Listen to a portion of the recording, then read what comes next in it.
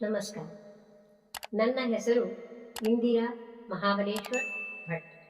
ಅಕ್ಷರವೇಣಿ ಕವನ ವಾಚನ ಸ್ಪರ್ಧೆಯ ಭಾಗಿಯಾಗಿ ಅಮ್ಮ ಶೀರ್ಷಿಕೆಯ ಸ್ವರಚಿತ ಕವನ ವಾಚನ ಮಾಡುತ್ತೇನೆ.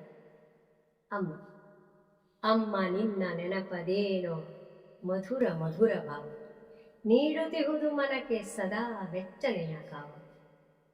ಹೊತ್ತೆಯಮ್ಮ ಕಷ್ಟದಿಂದ ನಿನ್ನುದರದೊಳಗೆ ನನ್ನ, ತಂದೆಯಮ್ಮ ಭುವಿಗೆ ಅಂದು ಪಟ್ಟೆ ಎಷ್ಟು ಬನ್ನ.